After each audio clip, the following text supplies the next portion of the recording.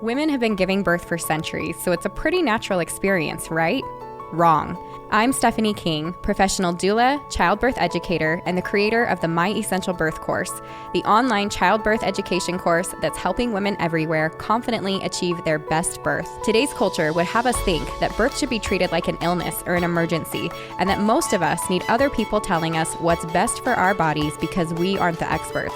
So sit tight, because if you're tuning into this podcast, you'll probably start to believe in your body, your intuition, and find yourself empowered and confident to do what it takes to have the birth of your dreams. If you like listening to me take you through these weekly topics step by step, then you're going to love the My Essential Birth course.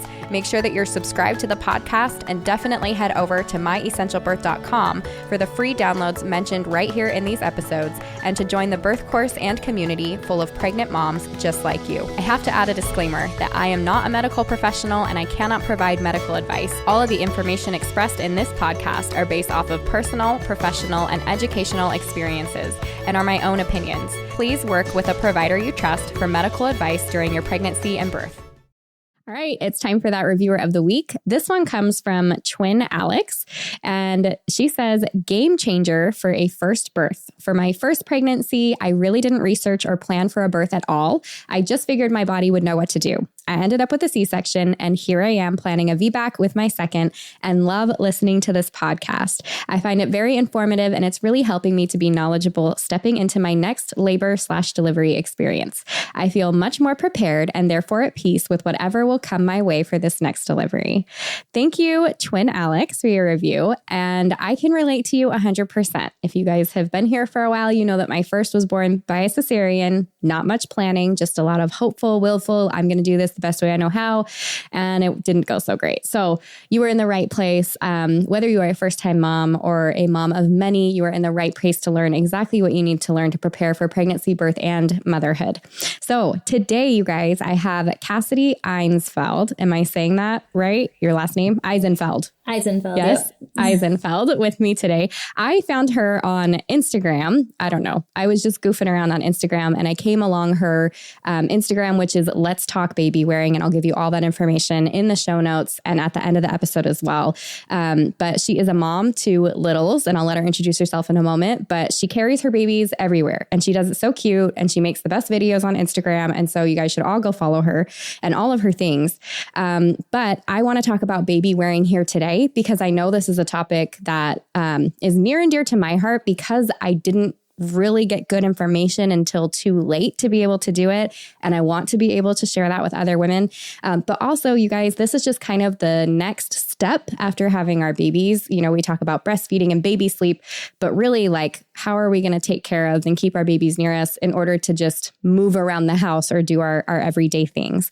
And two, I think it's really nice to know that you don't have to put your baby down in the carrier or put him down in the bassinet unless you want to. You can carry him around with you, you can keep him close, continue to have that skin to skin, breastfeed all day. Breastfeed all day long. All of that good stuff you can still experience while you are baby wearing your baby. So since she is a baby wearing educator, and I'm going to put you as an expert because legitimately that's what you are, she's going to talk to us about all things baby wearing today. So Cassidy, will you take a moment and introduce yourself? Yeah, I'm Cassidy, and I'm a mom to 3 kids. I've got a 1-year-old now, which is crazy, and then a 3 and 4-year-old who you may occasionally hear in the background. I am a baby wearing educator, and I kind of fell in love with it because I went a little crazy in the postpartum period with my first, just feeling like I was stuck to the couch all the time. And I desperately needed to get outside and get moving. And once I learned how to baby wear, it was like all the pieces kind of fell in line and I felt human again. And so that's why it is such a passion of mine. Yeah, you bring up a great point, actually. And that is kind of that postpartum time. You know, one of the first things we talk about when it comes to like postpartum mood disorders, and it might seem counterintuitive or like not like it's not going to be as helpful enough as you want it to be. But I'm always like, what does your sleep look like? You know, are you drinking water? Are you eating healthy? Did you get outside in the sun for 20 minutes today and move your body? And that's a huge thing. And when you're talking about having a newborn and feeling, it's true. You feel like you were like stuck to wherever you're at, and it's really easy to just stay inside. because it's easy. So will you talk a little bit about that? Did you have like some postpartum mood stuff maybe? Or what was it about that being able to get outside with your baby that really changed things for you? Well, when my birth, I had pretty severe tearing. And so I was in a lot of discomfort, and moving in general really hurt. And so I was kind of confined a little bit. But within 3 or 4 days, I was like, I can't take this anymore. And then I felt like I'm holding this fragile little baby, because my baby had reflux. All of my babies have had reflux, but she had really bad reflux. And so I'm holding her upright constantly. And and then nursing, it was like, you constantly want to nurse. You want to be held upright. Like, I can't do anything. And I was so scared of dropping her. And so I just had a lot of anxiety over keeping her in a safe position and being able to nurse her when she wanted to. And it just started getting to me, and plus lack of sleep. I mean, that's really hard. But yeah, I think all of it my biggest thing was I want to feel like me again. And to feel like me again, it meant doing the things I normally do, which was getting outside, hiking. Even if I wasn't hiking immediately postpartum, it was just going for leisurely walks, outside. It just helped dramatically. And even inside the home, I remember I put her in a wrap and I made brownies. And I was like, oh my gosh, I can hold my baby. She's napping. She's happy. Or I can nurse her even. And I can make brownies. Like, I feel like so cool. It doesn't get any better than this. Like, literally, it was like, this is the best day ever. Yeah. Well, and especially with what you were making. I mean, I'm sitting over here like, yes, give me all the chocolate if I can make this while hanging out with my baby. Yes, that sounds great. Oh, okay. So with that in mind, will you kind of list, and I'm sure you talk to moms all day long, so you see a lot of this, but like, what are the benefits for moms that are listening? Maybe they haven't been baby wearing at all, or they're a brand new mom. Why is it such a great thing to be able to baby wear? What are some of those benefits? So there are a lot, and I'm probably going to miss a bunch of them, but I will just go over a couple. One of them is that you are getting that skin to skin. You can baby wear with, like, a lot of women, myself included. I would just wear the stretchy wrap as my shirt, and I would tuck baby in a diaper. So we're getting skin to skin all day long while baby's in that wrap. And then so they've seen that it does help breastfeeding success rates, even if you're not nursing in a carrier. So just the act of baby wearing itself increases your chances of being successful. And that does not mean, because most people are like, well, that's only if you are successful with breastfeeding in a carrier. And it's like, no, it's not. Your chances of success increase whether you are able or want to nurse in a carrier, or whether you take them out and nurse them, which is really cool for those who want to breastfeed. And then, all of the cuddle, the things that you get when you're holding your baby, you're still getting while you're baby wearing. So oxytocin and all of the positive hormones that you can get, those are all for you and your baby. Both of you are getting that. So it can reduce your, cortisol, your stress levels, and that's beneficial for you and baby postpartum.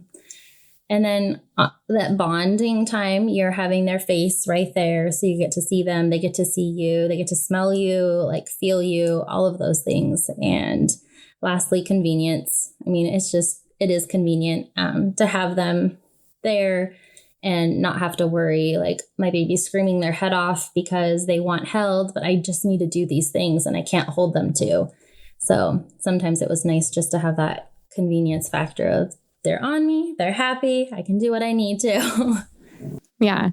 Yeah. And I've seen, especially as you have more babies, I'm like, even the convenience of, I have a hand free, or in your case, I've got one on my chest and both hands are, I've got a kid on each one, and here we go.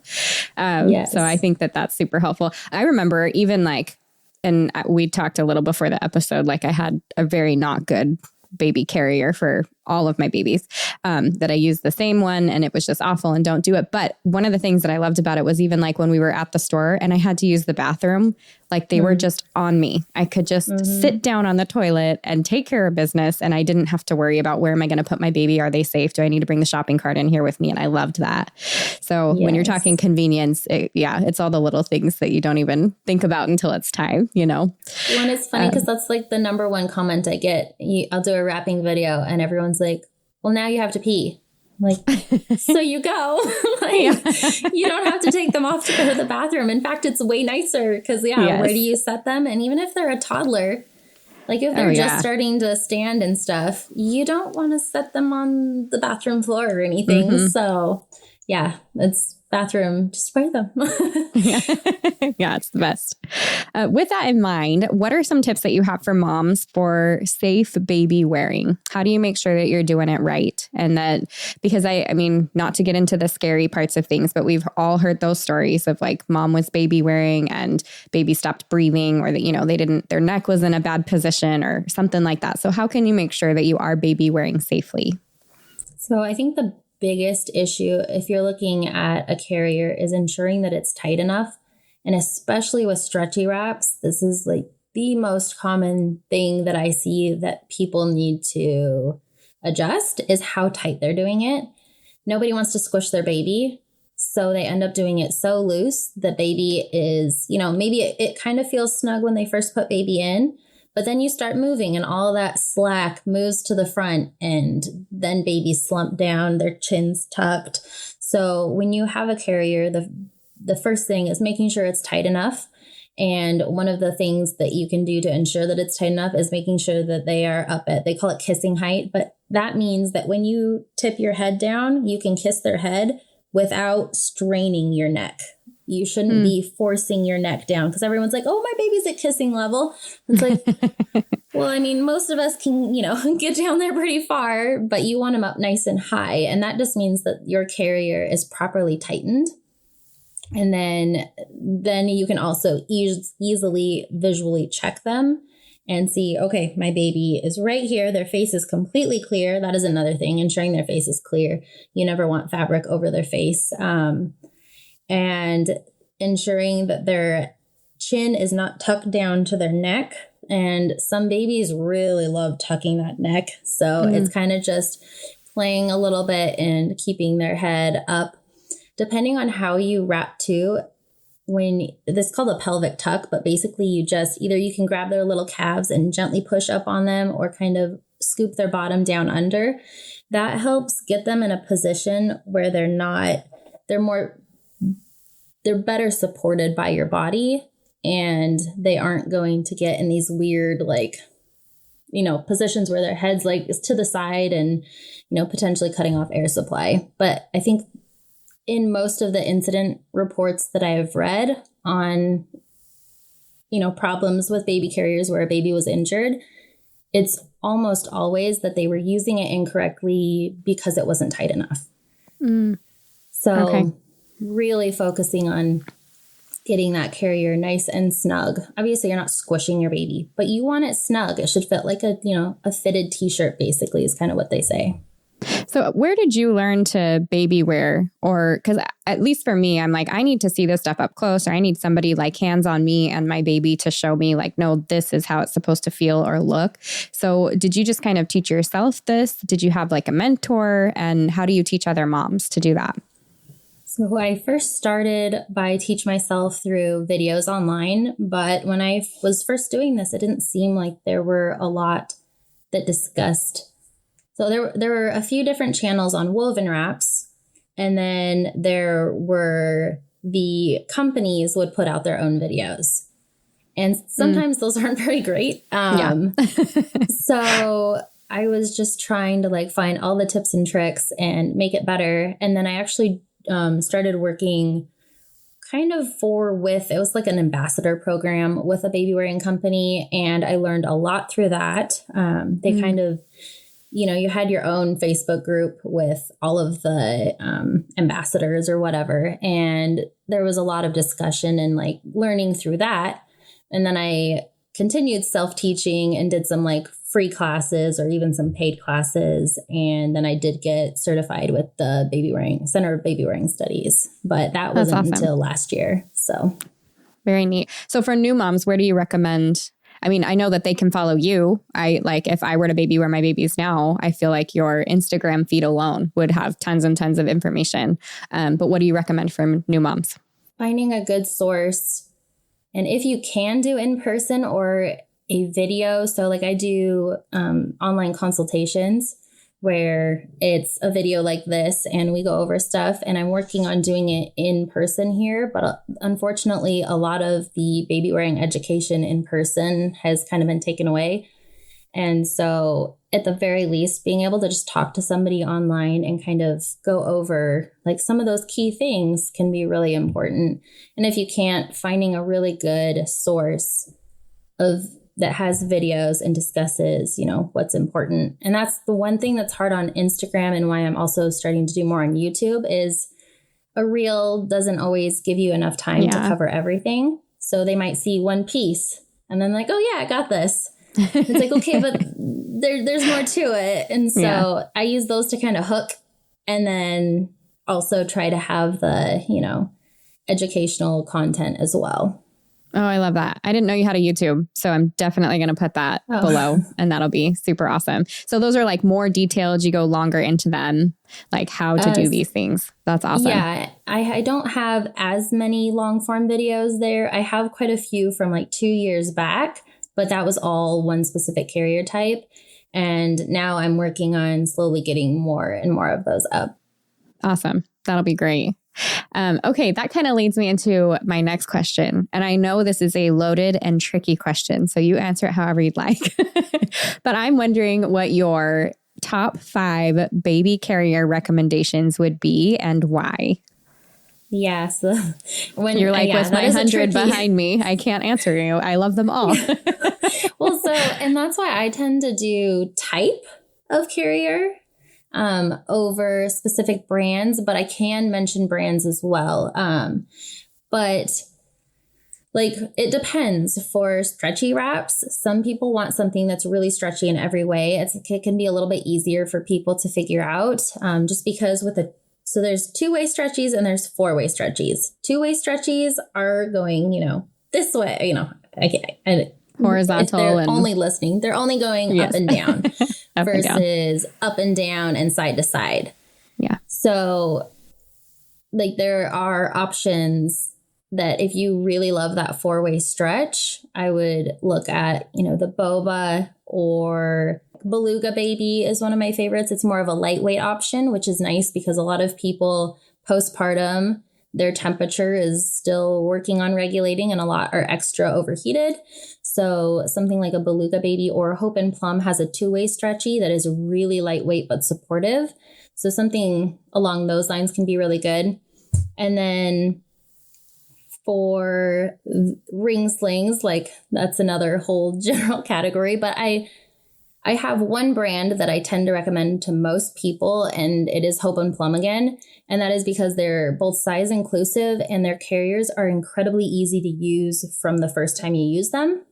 So I often recommend them as a ring sling option, because a lot of ring slings, they can be really difficult to adjust when you first get them. And that's just going to lead to a lot of frustration, and you're going to give up on it most of the time. It seems like that's how it goes. So I often recommend Hope and Plum ring slings. And then if you want a soft structured carrier, the Tula Baby ones are really nice. They are a typical, they call it waterfall, where the panel falls down over the waistband when you have it on, and then you lift it up over baby.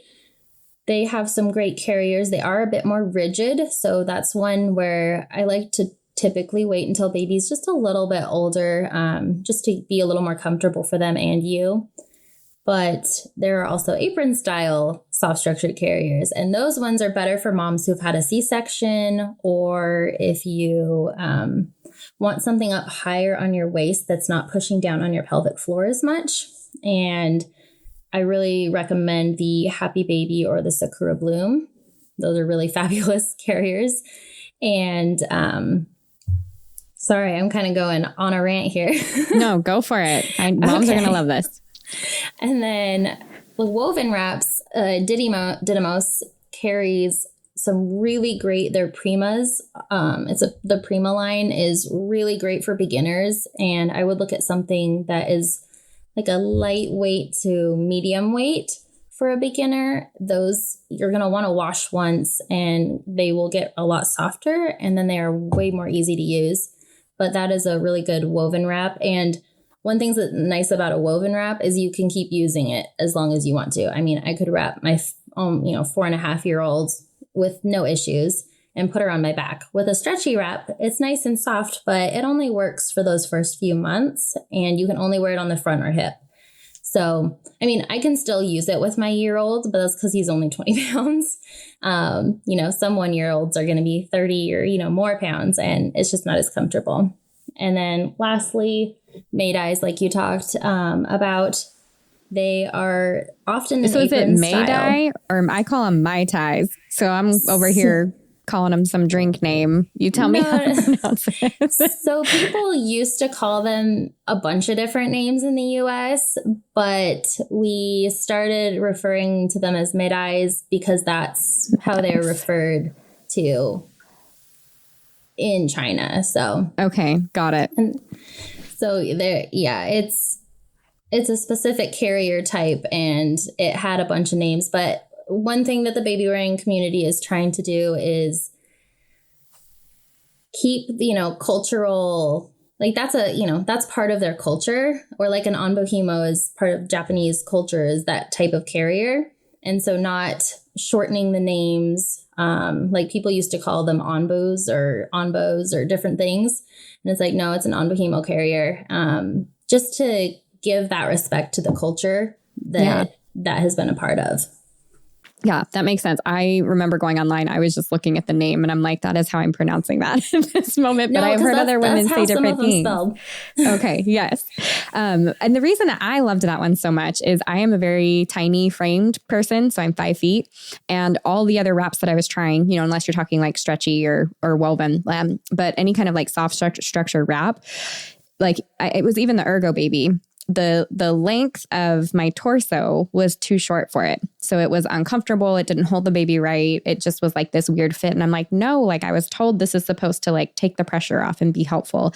But the great thing about that wrap was when I put it on, because you like tie the top and the bottom, and just the way that it like fit my body perfectly, even though I had this tinier frame. So I know different people are going to like their wraps for all kinds of different reasons. But for those that are listening and you're tiny, that was one that really did work well for me. And it sat so perfectly on the hips that it just like the weight distribution for my tiny frame was like awesome. And I was telling Cassidy before she got on, by the time I tried it on, it was with my last baby and he was 3 years old. And I was at a baby wearing thing because now I'm a doula and childbirth educator. And I was so excited. And I was holding him comfortably in this wrap for the entirety of the meeting. And I actually borrowed it and took it home and I'm like, I know you're 3. Like, sorry, I didn't get to like wear you guys the whole time. And this is so cool. So I came home and I actually wore my 5-year-old and my 7-year-old, like just to show that like I could wear them, at that time they're like more than half my height. But I was like, oh my gosh, look, like it felt so good. And it was something that I really wish that I would have had with them when they were a little bit younger. So yeah, it was a great wrap. Well, and most mid-eyes are that apron style waistband I talked about. And along with C-section moms, they are amazing for those with short torsos. And that's because they just sit differently. Like you mentioned, they just sit different on your waist. And if you have a true mid-eye, so there are half buckles or, some of them, they have a buckle instead of the wrap on the waist. Those are called a half buckle. And then you have the soft structured carriers that have an apron style. And that's kind of taking that mid-eye tie for your waistband and then adding shoulder straps for the top. Yeah. So those all kind of fall into the same general category. Like they're based off of that same design, but that mid-eye is going to give you the most versatility. Like you mentioned, you can completely customize it to your body. Yeah. Yeah, it was pretty neat. You had talked about, actually, do you have a favorite tandem carrier before we go on? Because I see you all the time with your little ones. You do hike a lot and all that. I'm assuming it's your husband that does all your videography for you, or you have something standing there. He does, or I bring a little tripod. Yeah. Anyways, and so you guys are always doing stuff where you're carrying the babies around, you specifically. And it's just crazy to me to like, you'll put the first one on and get them all wrapped and you'll shove the other one around and, but I know like even some of your recent posts within the last couple months, I've seen some different things for the tandem carrying. So do you have any recommendations for moms who are looking to tandem carry? Yeah, there are some really great options. If you want so one thing I do like is just having two soft structured carriers. That's my go-to most of the time, primarily because I have two kids of different ages always. And I like the ability to take, my toddler off when they want up and down, and just be able to continue wearing the baby. So that's one way that I do it, because a lot of the true tandem carriers, you cannot take off your back child without taking off your front child. Whereas if you have two soft structured carriers, you can, because you can put that second back carrier on second, which is really nice. But if you had two that were the same age, or that your two are going to be up for long periods, the Twin Star is an extremely versatile tandem carrier. I mean, you can do two on the front, two on the hip, like two on the, one on the back and one on the front. You can have each be their own individual carrier that, two different parents can wear. And it's just a really incredibly versatile carrier. But it is a little bit more tricky to figure out. It has straps everywhere and you have to line them up. So it can be a little tricky for somebody to look at and be like, I get that. But once you do get it down, it is so versatile. And I know a lot of twin parents that are like, this is the best thing ever. And then honestly, just like a woven wrap, if you get a long woven wrap, so with a woven wrap, you can begin back carrying a newborn, but there's a but. You do want to know how to use the carrier first. So you want to take time and really figure out how to use it on the front when you can actually visually see your baby, and you're going to, practice getting it properly tightened and everything, finding those different pieces of fabric. But if you are at a point where you're very confident with that wrap, you can put it on the back and have one child on the back and one child on the front. Or you can even tandem wear two babies on the front with your woven wrap. So those are a really great tandem option that you just need one piece of fabric and you can do a million different combinations of carries, which is nice. Yeah, that sounds really great. I know it's fun to watch you like tandem carry all your kids and go hiking. I'm like, she can do it all. I love it. What do you recommend for moms that are pregnant right now thinking about carriers? Is this something they need to wait until after they give birth to look into? What do you recommend? I would definitely look at them while you're pregnant. And if you can, go try some on, even just feeling the fabric. There are some carriers that you look online and they look amazing. And then you get them in person, you're like, that's not what I expected. That's quite rough. So having the option to go try things on, and it's a little bit more difficult nowadays to find. There are some cities that have carrier libraries, which is really awesome. You can go try on as many as you want. Or if you don't have that option, a lot of towns have, a consignment store for babies or, kids or parenthood. So just going into those, a lot of times they'll have a variety of different carriers, and A, you can get them for less expensive, but B, you can try on a bunch of different options and see even with a belly, you can get an idea of, okay, this is going to work on my body or not. And also, do I even like how it feels, even the shoulder straps or something, because some have quite wide shoulder straps, some are going to have more narrow. So I would definitely recommend trying if you can, and if not, looking at videos and, seeing what type of carrier you're like, okay, I like the idea of wrapping, or I don't want to wrap. I want something that just put baby in and snap it, together. Yeah. So where do you recommend, if people do want to do this in person, how do they find somewhere to do that? It's kind of a Google search right now. I wish there was a database of, even just in the US, I think there was a database of carrier libraries in different cities, but I believe that organization is no longer, unfortunately.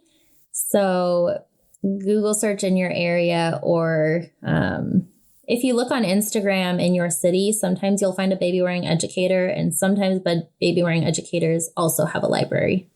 Oh, that's a great idea. Yeah. I was thinking of like Facebook groups that have to do with birth and stuff too.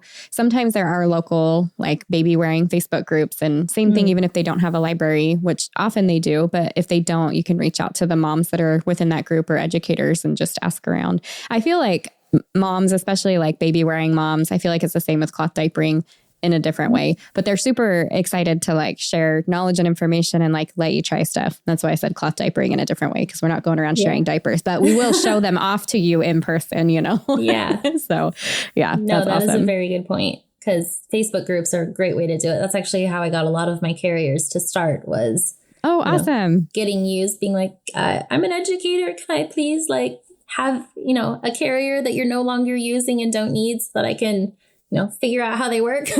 Yeah, that's awesome. Yeah, that's great. Okay. So I know I asked you for your top 5 favorites. What about some budget-friendly options for parents? So new moms, or, just things are really tight, but they want to be able to baby wear. Do you have a couple, maybe even like your top 3 that you think would just be so good for any mom? So this question's a little tricky in that most of the time I'm going to recommend a gently used carrier over what most people would pick up in Target. Or there are some good carriers at Target, don't get me wrong. I just find that most people, if you want to spend $50, gently used carrier, I would get a gently used carrier. You're going to get a significantly better carrier, probably in really great condition, and you and your little one are going to be significantly more comfortable, and it likely. So that's one thing. Some of the narrow-based carriers that are really inexpensive, there's not a lot of data on whether they cause hip dysplasia. Like, we've kind of determined that they likely don't cause hip dysplasia, but we are seeing a lot more like loose hips that are affecting primarily women in their, even mid to late 30s and stuff, where they're starting to have issues with their hips. So it's possible that, having your baby, especially if you're wearing for long periods of time in a narrow-based carrier, it could cause, some issues with their hip development and, problems down the line if you're doing it for longer periods of time. And also the biggest thing is it's just not going to be comfortable for you as the wearer. Having that, baby's hips spread out, not only is it, developmentally better for them, but it also is much more comfortable in your body. So there are some inexpensive, there were some really great inexpensive carriers. There was actually a mid-eye that Infantino made, and it was fabulous, but they stopped making it. So bummer. You can still find them often on Facebook Marketplace and stuff, sometimes even free. So if somebody's looking for a mid-eye carrier, that's one that they could do. I'm trying to think of like budget friendly. I think the biggest budget friendly carrier that you could do that is brand new is a stretchy wrap. I even have some on my Amazon. I think it's called Max and Sew. I believe that's what the brand is. Like, they're $30 or something, but I have it and I've used it, and it is a nice stretchy wrap. So what do wraps typically go? Like, what's the range of price for wraps? For a stretchy wrap, typically I've seen them as low as $15 to $20, but I don't know if I'd use those. Yeah. Some of them look a little bit sketchy with who's selling them. And also you don't then necessarily know what the fabric is and stuff and how secure, if it's been safety tested. That's one potential issue with some of the Amazon sellers, is they're not tested. But so typically the ones that I'd recommend are from 30 to like $80. But they do have that shorter time frame where you're going to want to use them. Yeah. Like I said, I could still use it with my year-old, but I'm not going to use it as long. So, yeah. So what would you say is a range of just like all the kinds of wraps that you use price-wise?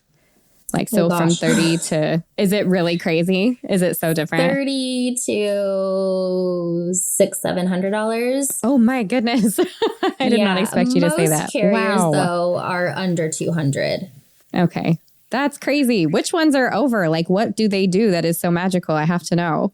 So it's either going to have, fabrics that are just expensive to use, like cashmere, or it's going to have leather detailing. Some of them are hand woven. So it's a small shop that is hand weaving all of the fabric, and then they put that into a carrier. Or if you buy a hand woven, I mean, some of those are $3,000-$4,000. I don't have any of those. Wow. But the price can really range. Okay. Got it. I like the 30 to 200. I'm going to aim for there. That's awesome. Anything else that you think would benefit moms or that they should know before we jump off here? Knowing that around 3 months, your baby is going to act like they don't like the carrier. That is completely normal. And it's normal for a few different reasons. But first, your baby is at a stage where they developmentally are trying to learn to roll.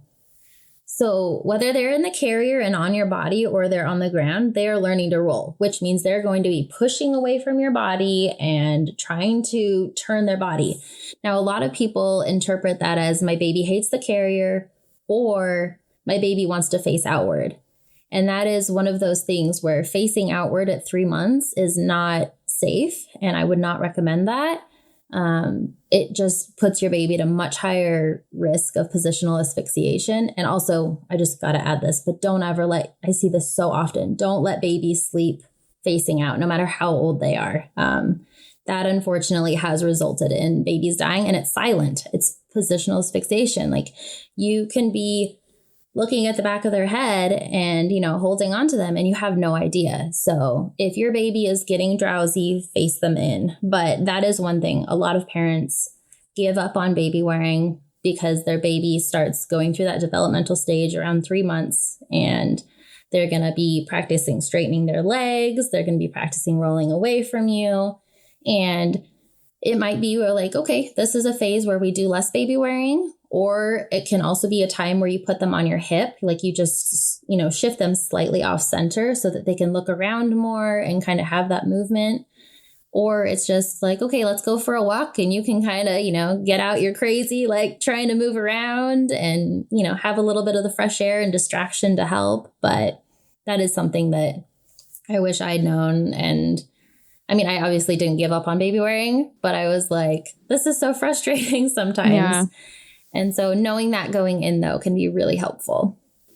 Okay, I did think of one more question.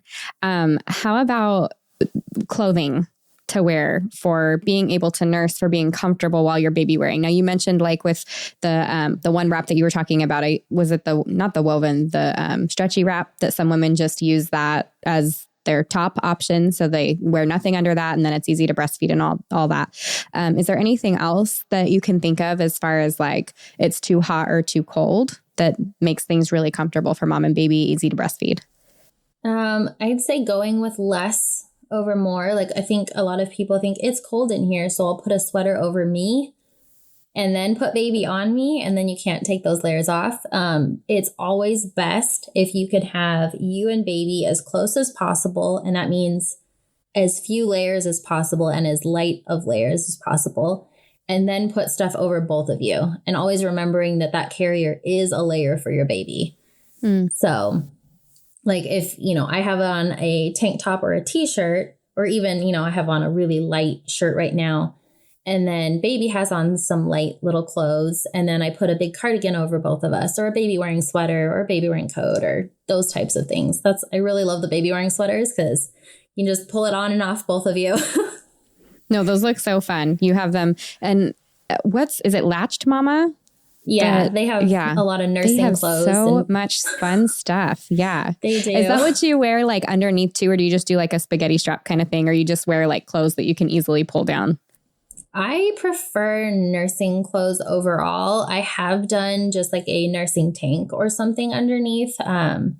I did that for a while, but then once I discovered Latched Mama's nursing clothes, I mean, that was like I'm going to save up and get myself this shirt or this sweater or whatever, because they they're also so soft. I like clothes that are going to be soft against your baby's skin. So that's another factor. I want soft. That's awesome.